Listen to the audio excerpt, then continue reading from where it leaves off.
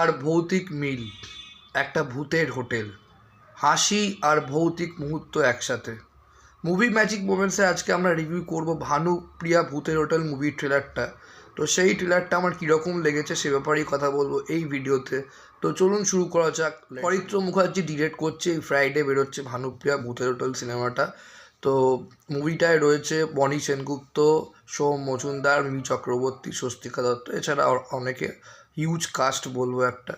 তো ট্রেলারটায় এটা একটা মানে পারফেক্ট মানে হরার কমেডি, একটা তোমার পারফেক্ট ব্যালেন্স। উইন্ডোজ থেকে প্রথম হরার কমেডি তোমার কাজ করছে এরা।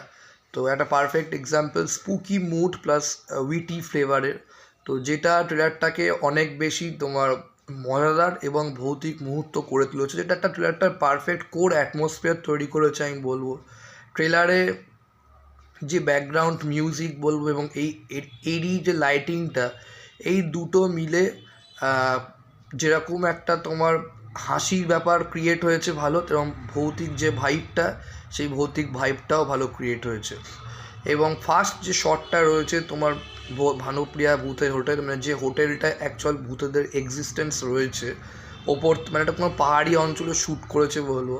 তো ওপর মানে এরকম ওপর মানে একটা তোমার পুরো কুয়াশা ধোঁয়া, ওপর থেকে ড্রোন শটে দেখাচ্ছে তোমার হোটেলটাকে। দেন তারপর ডিম করিডোরস, তারপর এরি শ্যাডোস এবং আনএক্সপ্লেন্ড সাউন্ডস, মানে যে সাউন্ডগুলো ঠিক ওই সময় ঠিক ইয়ে করে দিয়েছে, মানে যাতে সাউন্ডটা অতটা তোমার হিউজ না লাগে, আবার আস্তে আস্তে মানে একটা ভৌতিক স্পুকি অ্যাটমসফিয়ার তৈরি করার জন্য, যেটা খুব ভালো লাগছে বলবো। এবং ওই ভৌতিক ব্যাপারটা ভালো এসছে।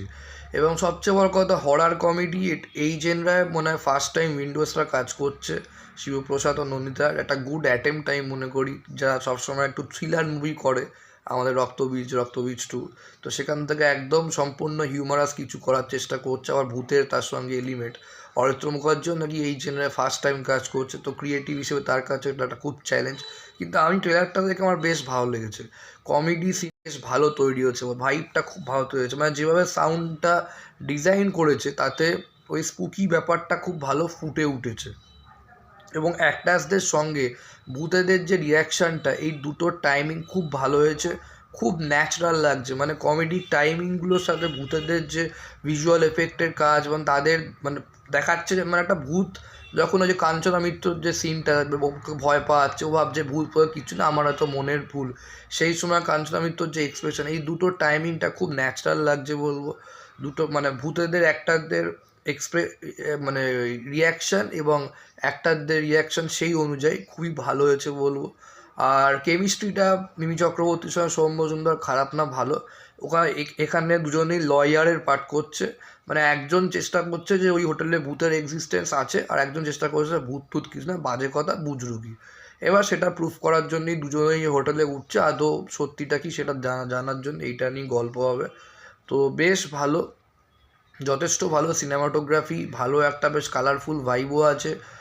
ভূতের সিনগুলো বেশ ভাল লাগছে, কমেডিগুলো তো বেশ ভালো। আধার কার্ডের ওই সিনটা, যে ও জিজ্ঞেস করছে যে ভূতেদেরও আবার আধার কার্ড, কাঞ্চন মানে তোমার আমাদের কাঞ্চন মল্লিকের ছবি দেয়া।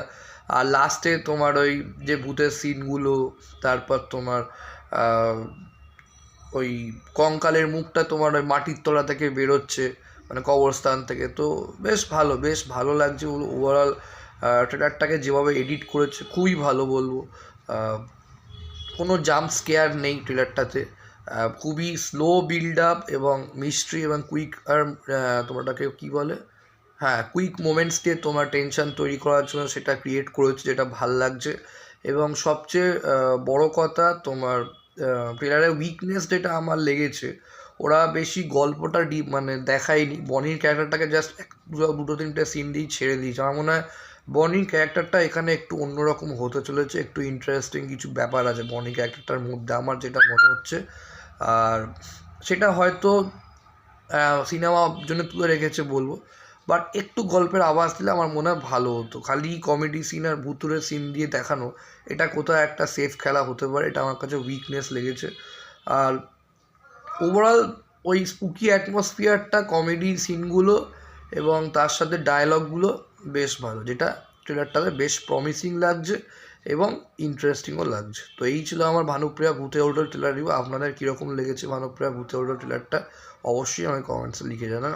ভিডিওটা ভালো লাগে লাইক করো, কমেন্ট করো, শেয়ার করো, চ্যানেলটাকে অবশ্যই সাবস্ক্রাইব করে রাখো for future update. Thank you.